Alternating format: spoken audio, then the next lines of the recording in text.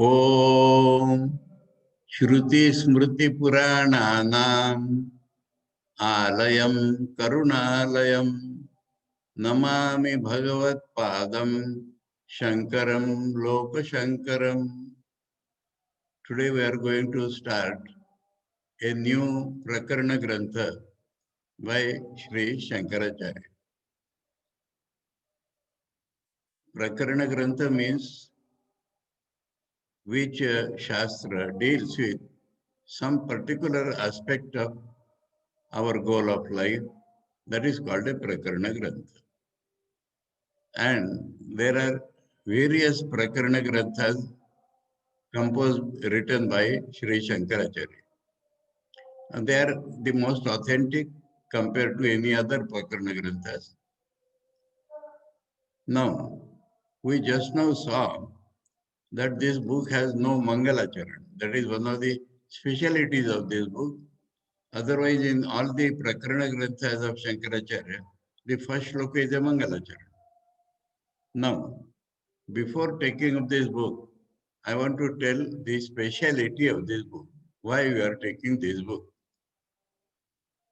And I refer back to the opening lecture on Aparokshanubhuti. There we had discussed Pramana Mimamsa. What are the analysis of the different means of knowledge which we use in our daily life and for the realization of truth. Now in our daily life, Pratyaksha, Anumana, Upamana, Arthapatti, Anupalabdhi, Shabda Praman. The Shabda Praman is of two types, Laukika Shabda Praman and Vedika Shabda Praman. Now, other than the Vedika Shabda Praman and Pratyaksha Praman, the other five Pramanas can be clubbed as indirect Pramanas. The meaning is that we are influenced more by our Pratyaksha Praman. We are influenced in life by our Pratyaksha Praman only in a way. So, use any indirect Praman. That means by logic we understand Brahma Satya Jagan Mithya, but it does not influence our life at all. And that is the one problem with the modern or so-called Vedantis. Shankara has used his reasoning normally, generally. That does not mean that reason is the way to achieve knowledge. We'll analyze that also. So, these five Pramanas are incapable of changing the influence which the Pratyaksha Praman creates upon our life. Pratyaksha, we see the world, and so it is real for us. And what can remove the effect of Pratyaksha Praman? We have discussed in Aparokshanubhuti, Alaukika Pratyaksha and Aparoksha. Alaukika Pratyaksha is super sensuous knowledge, and Alaukika is immediate knowledge without any mediacy. We understand that if there is an outside object, we require our mind and our senses. If something in the mind is there, we want to know it, our own mind. We do not require our senses. Our senses cannot reach our mind and we do not require them. We know directly that we are happy or miserable. Here I told another thing, that Vedantic definition or explanation rather of Pratyaksha Praman is different than that of modern science or Indian philosophies up to Sankhya. All of them believe that something, yoga, Sankhya, everybody, that something comes from outside, a stimulus that strikes our eyes or ears or skin or whatever it may be. That produces sensations inside. And then the sensation are carried to the mind and to the buddhi. And then the buddhi reacts. And that is called pratyaksha knowledge by other philosophers. So we ask what we are aware of. We are not aware of any external stimuli. We are aware only of our reaction. This is not the Vedantic explanation. Now, in this explanation, in the mind, we know we are happy. Is it not direct? Do we require any indirect praman there? Do we require our senses to know that we are happy? Do we require somebody else to come and tell us you are happy? Happiness is inside. So there, Indriyas do not reach, but we can know directly. And the science or the outside sciences will say it is subjective. Subjective, all right. But I know directly that I am happy. So the Vedantic definition of direct knowledge is very much different. Epistemology cannot stand separately than the philosophy. So in Vedanta, we understand truth is being called Vedanta. We understand that there is one Chetan only. There is one reality only. We call it existence, consciousness, bliss. There is one consciousness only. Now that consciousness reflects on our mental setup.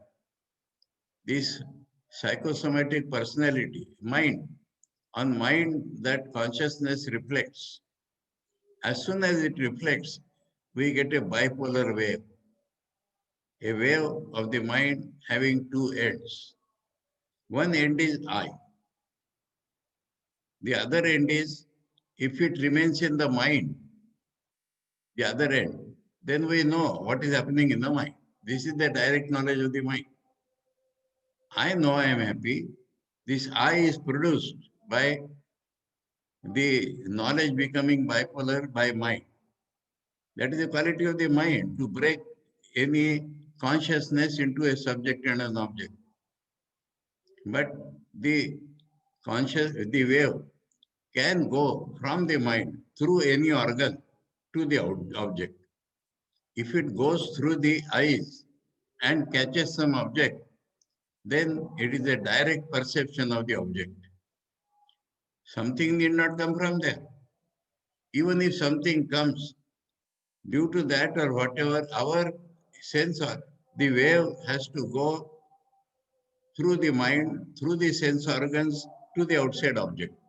Then only we know directly. That is the Vedantic definition of pratyaksha or direct knowledge, Vedantic explanation. Now, Kant has proved that whatever we try to know outside, we know it by the mind and indriyas. Now, as soon as we project our mind on that thing to know it, we project a network of space, time, and causation. That is the very mind. Indian philosophy calls it Desha Kala Nimitta. Kant calls it space, time, causation. And so we know only that much of the world, that much of the reality, which is colored by space, time, and causation. And so our so-called direct knowledge is also not direct. So two things we have seen here. Our so-called direct knowledge influences our life. No indirect knowledge can replace it. It can be replaced only by alaukika pratyaksha or by alaukika knowledge, aparoksha knowledge. Now, this is one thing. Secondly, what we call direct has been found by Kant, and it was known, well known in Vedanta, that this is not direct actually. It is only the that much knowledge which is caught by the mind. So, what could be the direct knowledge? We go in the same way. What is in the mind to know that organs cannot reach, organs are not needed. What is in our own real nature, mind cannot reach and mind is not needed. We know our real nature The real nature is Swayam Jyoti Brahman, the reality having its own light. And in that very light, we see our reality. The seer also is lost in the final analysis, and that is called aparoksha anubhuti that we saw at that time. Now, the, so when we try to know the reality, first praman is Rishi Vakya, the Vedika Shabda praman. When the Vedic Rishi tells us Tattvam Asi, and we hear it through our heart, not through our brain, not through our ears. Through the ears it goes, but it touches our heart. Heart is the organ of experiencing the transcendental truths. And there we realize it. So the Rishi Vakya can directly produce the direct knowledge of Brahman, the real direct knowledge. But we have a habit of thinking, of feeling, of will, of imagination, of so many things for centuries together, for lives together, due to wrong knowledge, due to ajnana, all these have been colored. We cannot think without mind. We cannot think without splitting it into a subject and an object. So all these pramanas become useless when we go to the reality. Pratyaksha also, bipolar light, we cannot reach the reality which is one without a second. All the entire pramanas are very weak. They cannot reach there. So a new system has to be born for knowing the reality. And the first praman is Rishivakya. The man who has realized when he says you are that, then it produces a different effect on a pure mind. That Shankar will tell us. On a pure mind, it produces the desired result and he realizes the reality. Now, our mind being impure, we require certain other secondary means to get that knowledge clearly. We get knowledge only by hearing, but it is obstructed by our wrong thinking, feeling, will. We say, we are seeing the world, how it can be unreal? This is our wrong thinking, feeling. We love some person, we are attached to that, then how can Brahman be real? So, our mind has the wrong habit. And so, to support the knowledge gained by the Rishi Vakya, we use another secondary means also. And what secondary means we use? All these five. We have rejected the five means insufficient to go to reality. To go to reality, we have used Rishi Vakyas, but because of our wrong habits, we require other means to support that Rishi Vakya. Now, for example, Rishi has told us Tattvamasi. What he means, what does it exactly mean? To determine this, we require our intelligence. Now, the name given to this intelligence is Yukti. A new series is born, I was telling you, Shruti, Yukti, Anubhuti. Finally, our own experience will prove that reality is one without a second. Nothing else will prove. But before that, we get this by Dhyanam or Nididhasan. But before that, we have to use all the secondary means to convince ourselves. We have heard from the Rishi, but so many doubts are coming. And to remove those doubts, we have to use all the indirect means which you are rejected in the beginning. That means independently they cannot be used. But depending upon what we have heard from the Rishi, I will tell you what is Manan. Rishi says something, we have caught it, but our mind revolts. How can it be? How can it be? Now our thinking has to be revised in the light of what we have heard. This is Manan. In English, it is called reflection. Reflecting the nature of truth which we have heard from the Rishi on our process of thinking. That is Vedanti will say, I will add, on our process of thinking, feeling, will, on everything. One example I will give. Sri Ramakrishna told us not Daya, but Shiv Gyane Jiv Seva. This is the application of the truth heard from Vedanta that everything is Shiva. And that we are reflecting on our Sankalpa, our Karma Shakti. And our Karma Shakti, instead of feeling Daya, that means I am making Daya, we are changed it to say it is Shiva and I am serving him. So this is the reflection of the highest truth on our Karma Shakti, reflection of the highest truth on our thinking, reflection of the highest truth on our feeling. Why we should love one person and hate another? The truth tells us that everywhere Brahman is there. So we have to love all people equally. Hate is against the truth because hate divides. One reality is not allowed there. So one reality will make us love everybody, not hate. So these are the reflections. Now, the term used for all these reflections is yukti. Why I'm explaining so much? I'm trying to tell you the speciality of Atmabodh. Now, this yukti is not only reason, that is what I'm telling. Though it is called yukti, the secondary means to get at the truth. It is not only reason, it includes all the secondary means. Anuman, that is deductive logic, upaman, comparison, arthapatti, inductive logic, anupalabdhi, not experiencing something, and shabda praman also.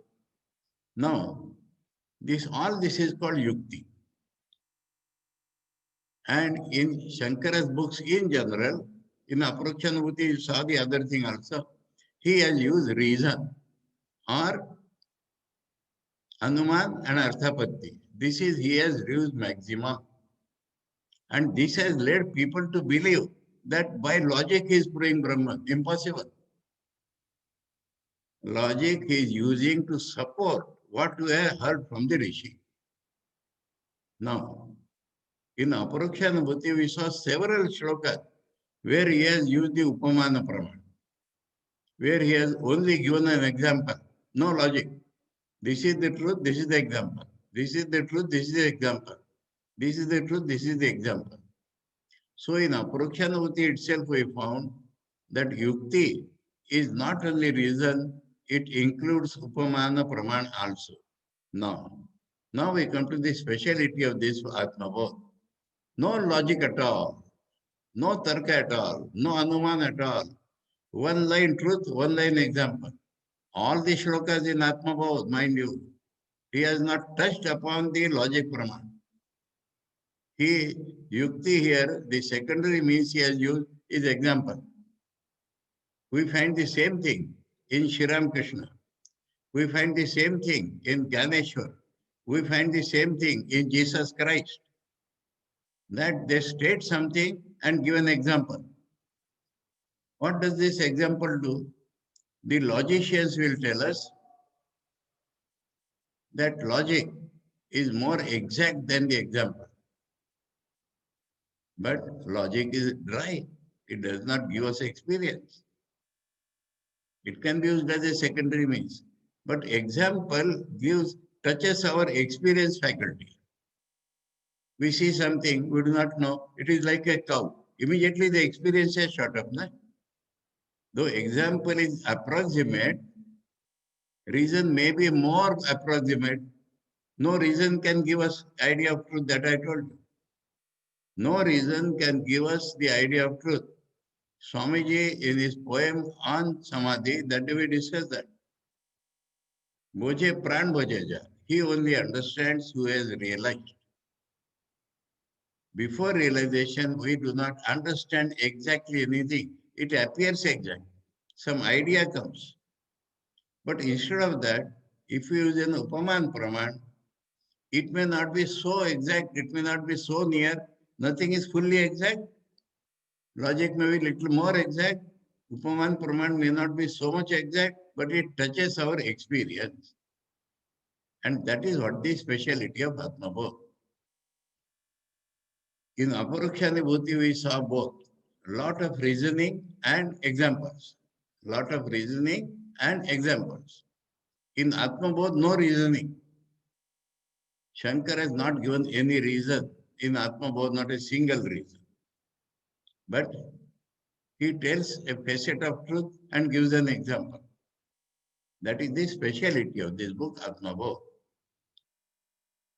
Atmabodh is a Prakaran Grantha by Shankaracharya, having this speciality that he has used comparison or upaman only as the secondary means of knowledge. The primary means Rishivakyas, secondary means upamana praman. And then it should lead to anubhav. Finally, as they say, the taste of pudding is in eating. Finally, our own experience should be there.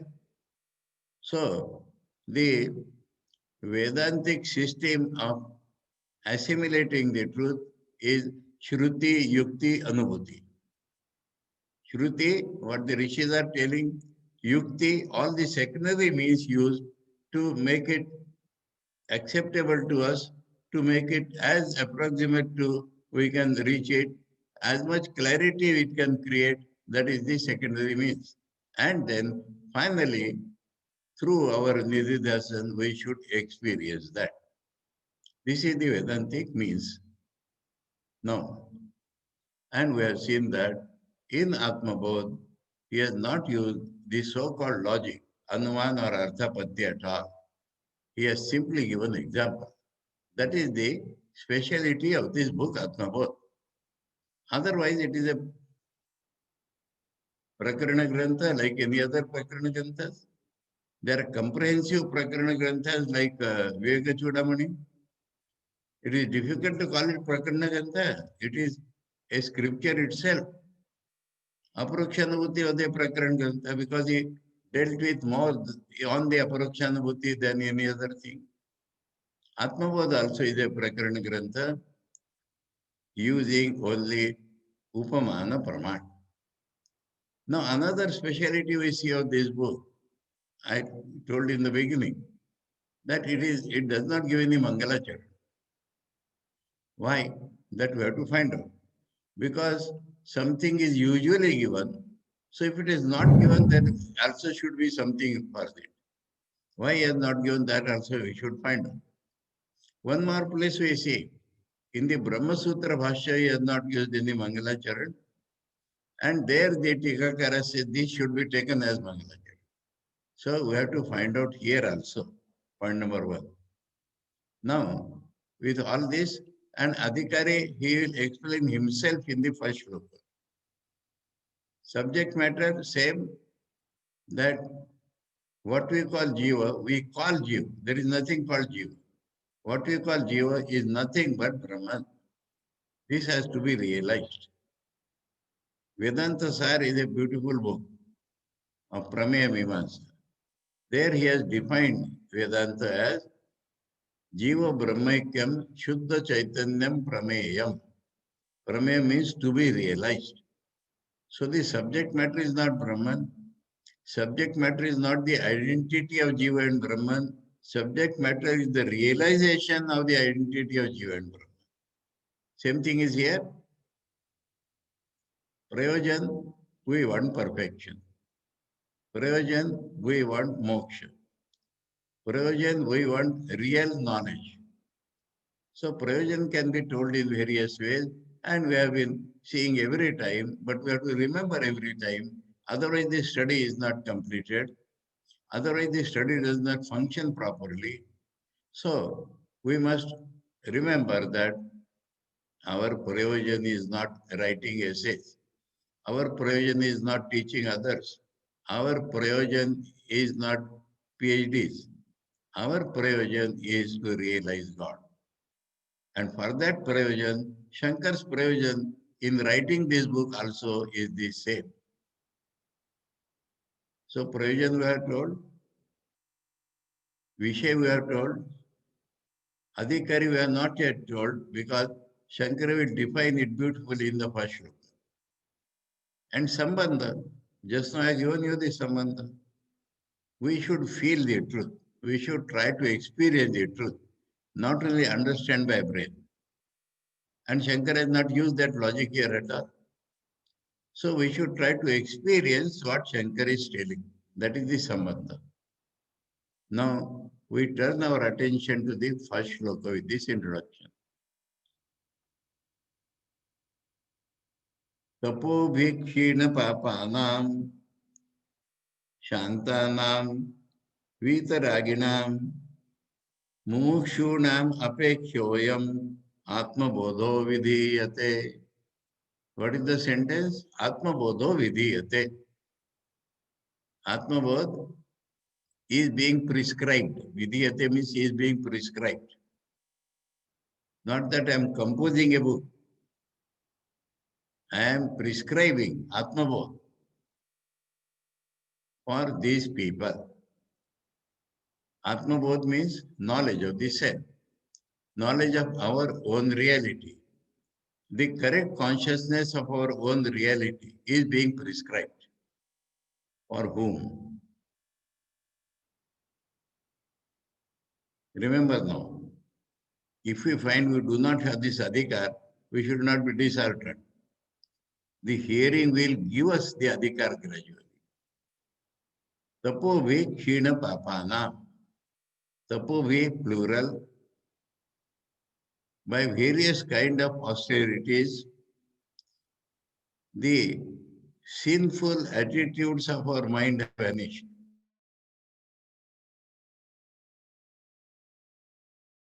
There are drags of enjoyment where that generates many sinful tendencies, and to counteract that, we are doing austerities of various types. What are the austerities? Not standing on one leg or not eating or all this. If you want to know the austerities, because plural is used, Bhagavad Gita, 17th chapter, has given the best description of austerities. It has divided austerities because this Prakarana Grantha will have to refer to this and that.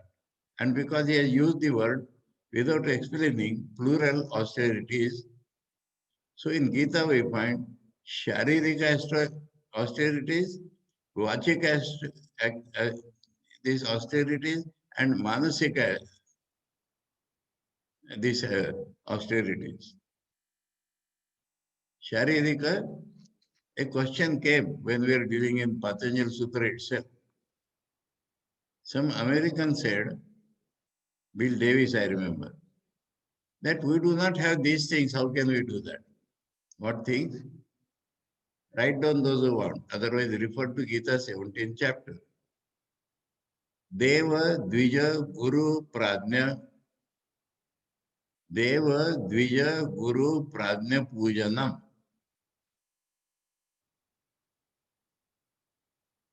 Shaucham, Arjavam. Deva, Dvija, Guru, Pradnya, Pujanam. Shaucham, Arjavam. Brahmacharyam, Ahinsacha. Brahmacharyam, Ahinsacha. Shariram, Tapa, Uchate. Shariram tapa uchyate. We'll explain. Let us go to the next one. Vachika tapasya. Anudvegakaram vakyam. Anudvegakaram vakyam. Satyam priya hitam chayat. Satyam priya hitam chayat. Hitam chayat. Swadhyaya abhyasanam chaiva. Swadhyaya abhyasanam chaiva. Vangmayam tapa uchyate. Vangmayam tapa uchyate. Then the third level, manasik tapasya. Mana prasadaha, saumyatvam,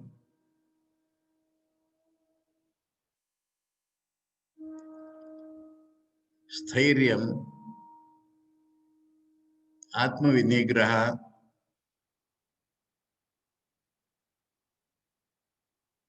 मन प्रसाद, सौम्यत्व, स्थैर्य, आत्मनिग्रह,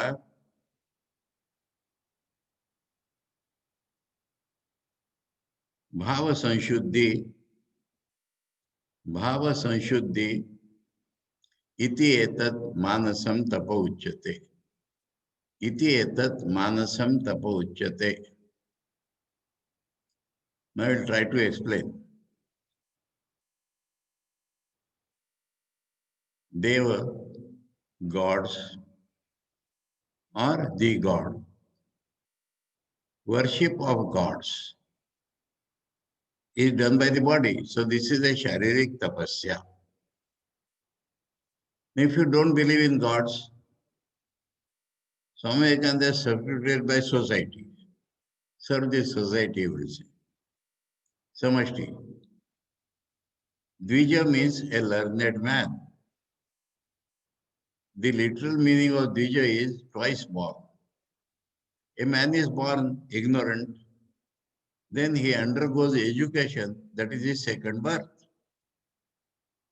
And when he completes his education, he is called Dvija. So if you see a learned man, you must worship him, pay highest respect to him.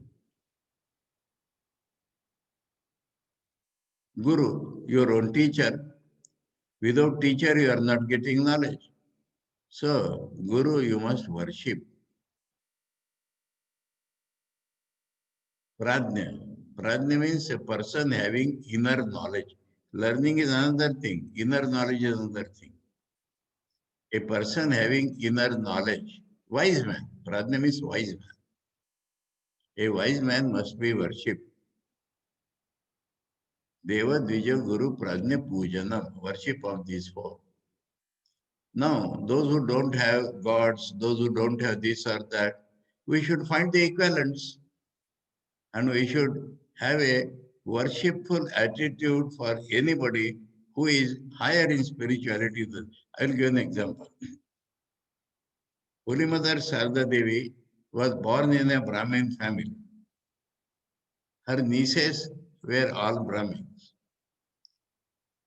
One doctor came and she asked her nieces to bow down before him. They felt a little awkward because the social custom is that a higher caste man should not bow down before the lower caste. The doctor was not a Brahmin. And the girls hesitated. Holy Mother told them, how much learned he is, you must pay respect. This is called Dvija. How much learned he is, you must pay respect. Then a Brahmin came. Holy Mother again asked these girls to show respect to him. So Prajna and Dvija both have to be respected. Your own Guru is of course to be respected. And Deva. The concept of God is there. Na? You do not require flowers to worship him. Every action should be worship to God. I'm not going to deal it in great detail, but you have to find out equivalent ideas and follow them. This is Sharirika Tapasya, a part. Shaucham, cleanliness is another Sharirik Tapasya. Cleanliness. Arjavam, straightforwardness of the mind, but it is Sharirik Tapasya. Why? If you don't achieve your goal, you go by zigzag way. If you go a straight method, you may find resistance. If you go a straight methods, you will have to bear more troubles bodily. And so, Arjavam or straightforwardness of the mind is a Sharirika Tapasya.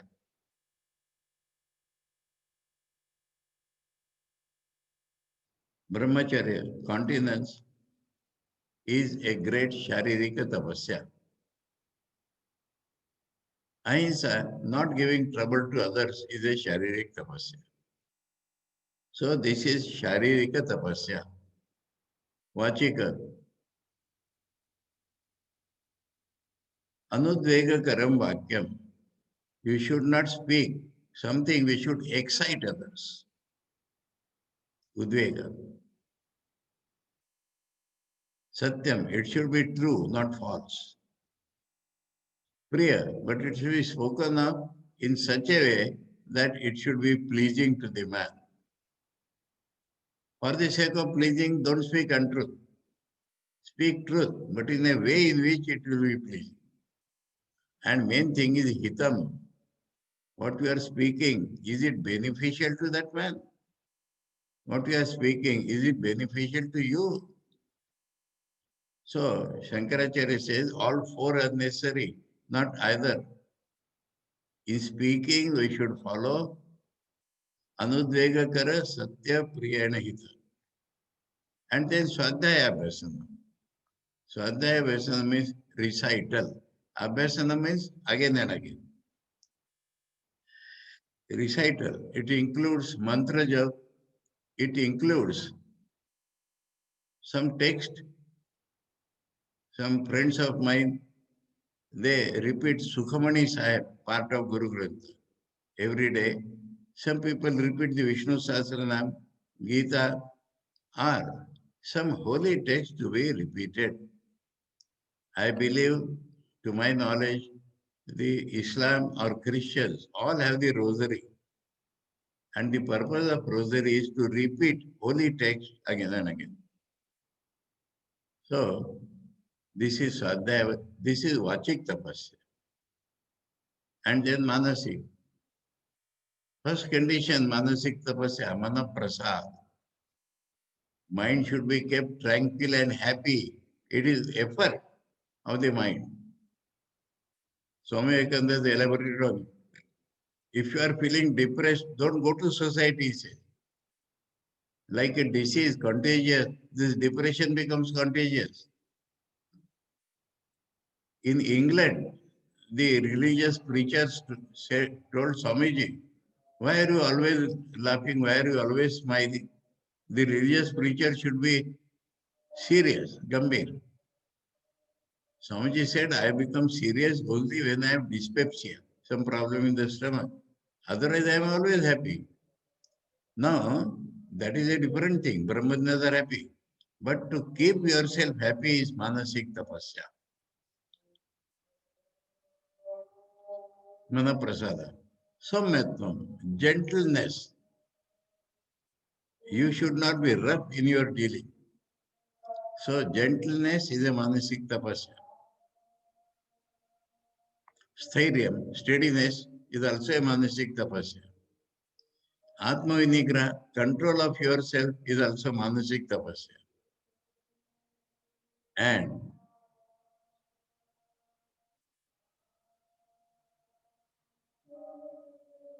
Mana Prasada, Saumyatvam, Stairyam, Atma Vinigraha, Bhava Sanshuddhi. Bhava Sanshuddhi means in the mind there should not be mixture. You want something, there is something in the mind, you should speak out. What you speak out should be in your mind. That is called Bhava Sanshuddhi. In Bengali, Thakur used to say, Bhaver Gure Churi Chai. So, Bhava Sanshuddhi, this is mental tapasya. Now, by using all this, what we are doing? Kina Papana, our sinful tendencies will vanish. This is the first condition to whom Shankaracharya is telling this Atmabodh. Second condition, Shantana. This represents in the normal Vedic Adhikar, Vedantic, Shama, Dama, Uparati, Titiksha, Samadhana, Shraddha. These are all to quieten down our mind. So, Shanta Man means Shama Yukta Man, which means all these six qualities of the mind which are prescribed: mental control, physical control, withdrawal, bearing, Shraddha in the transcendental truth, habit of meditation on God. This is called Shantanam.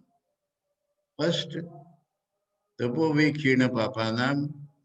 Then the practice is Shamadama Ityadi, then Vitaragina. In the Sadhan Chatushtaya, generally, Vivek Vairagya is given first. In Aprakshanabhuti Visa, Vairagya being given first. Here he puts it at the third point. Vitaragina, those who have dispassion.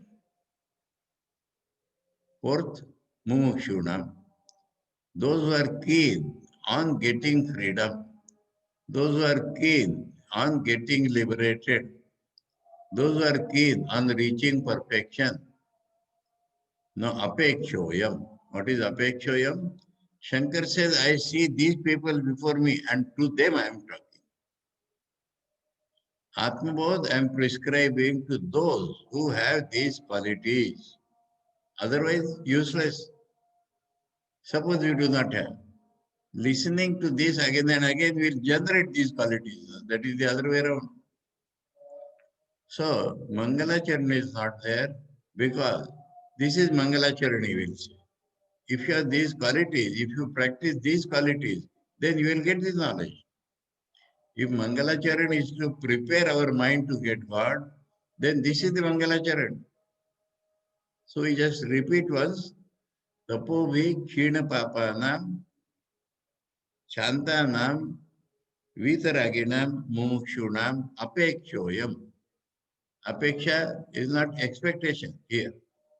In a way, I expect these people to come to me. Or you may say, keeping them in mind, I am composing this. Keeping these people in mind, generally question is asked, it is for common man or not? No. If you have these qualities, then it will be useful to you. You may read. We may go on reading. But it will become spiritually functional in us if we have these qualities.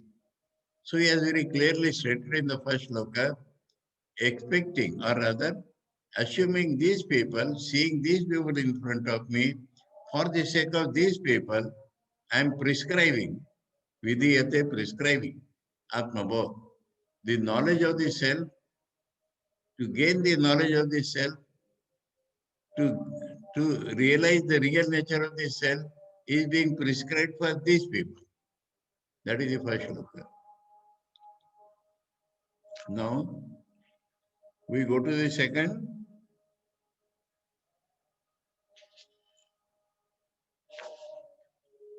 बोधोन्य साधनेभ्यो ही साक्षात मोक्षैक साधनम पाकस्य वन्निवत् ज्ञानम विना मोक्षो न सिद्ध्यति.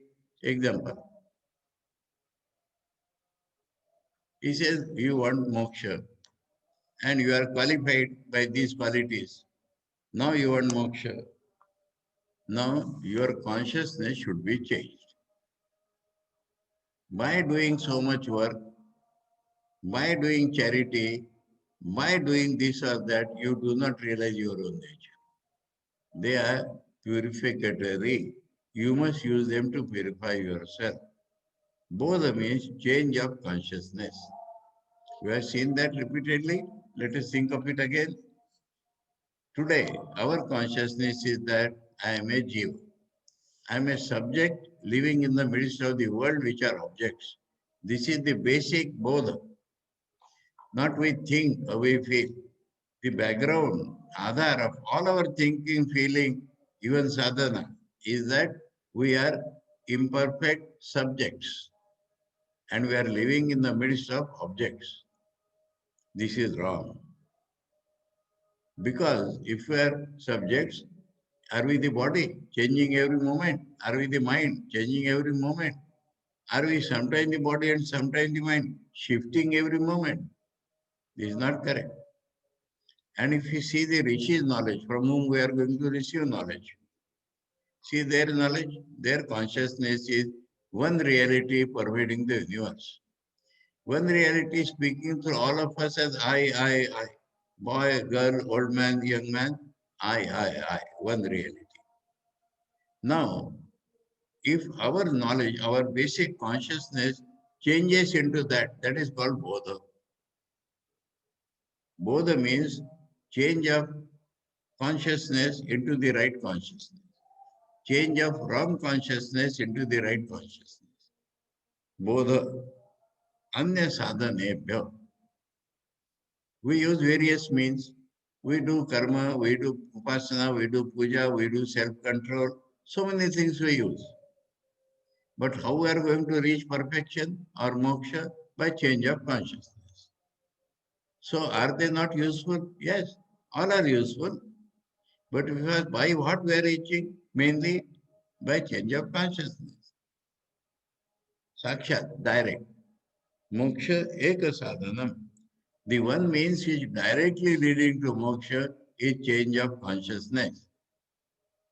Example, pakasya vannivat. You want to cook something. You require a pot. We require water, oil. So many things you require for cooking. But main is fire. If fire is not there, cold cooking you can do. But to cook something, pakasya vannivat, as fire is for cooking, so to get moksha, change of consciousness is the one main thing. See, what logic has used? Given an example. Immediately it comes to our mind, oh yes, we require a pot, we require water. What we do not require? So many things. We require the masala, the ingredients, spices. But suppose all are there, you will not cook the food. To cooking, you require fire. So, pakasya vannivat vina jnana vina.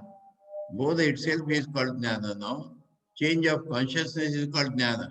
Jnana is not information. Jnana is not intellectual conviction. Jnana means change of consciousness. So both jnana vina. Without that vina, jnana moksha na siddhyati. Moksha will not come to your life.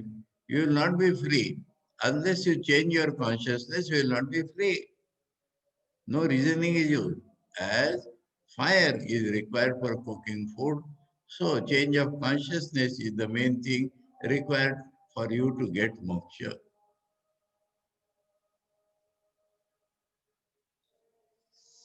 Now, certain things come in the mind. Aviroditaya karma na vidyam vinivartayet vidya avidyam niyanteva tejas timira sangavat. Some people think by doing work, what will happen? You will go to heaven. And heaven can never be permanent. You'll have to come back.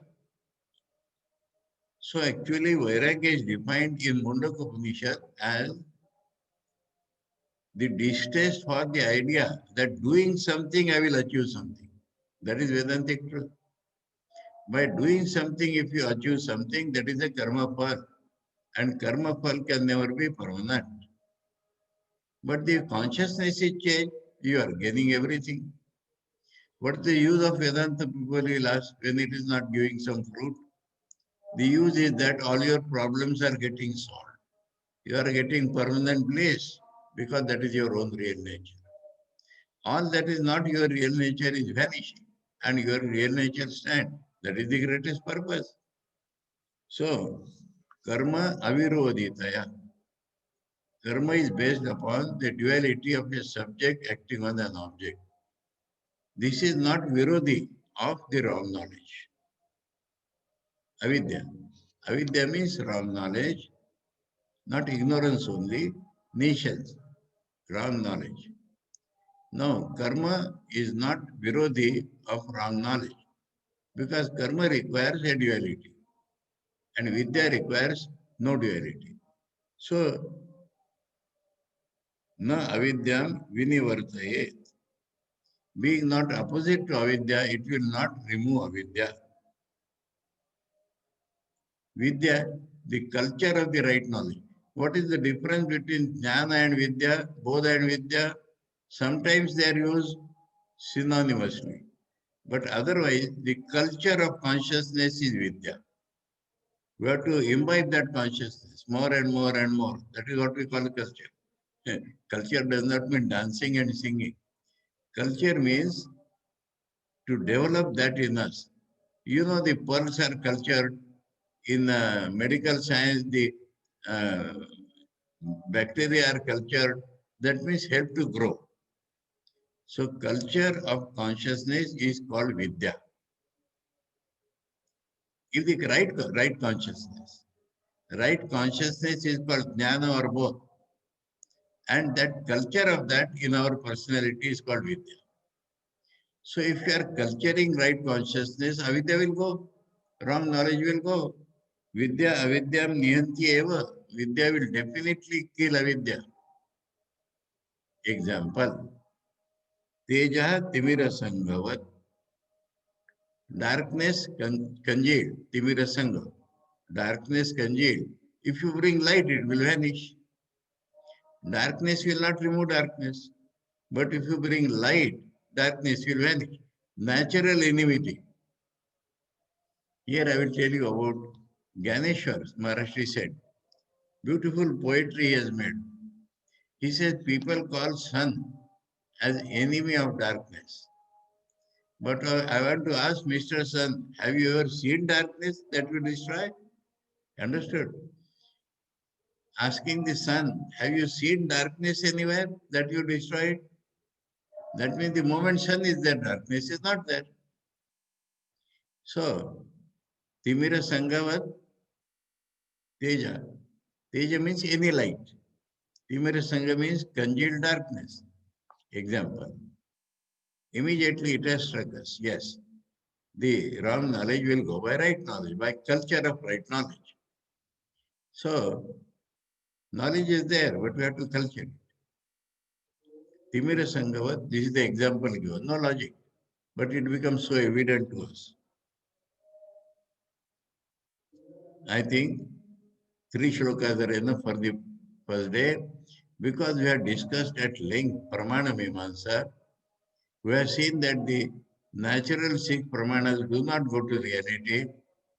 We require another series called Shruti Yukti Anubhuti, and we understood that this Yukti is not only Anuman or Arthapatti, it is not only logic, but it includes all the secondary means like Anuman, Upaman, Arthapatti, Anupalabdhi.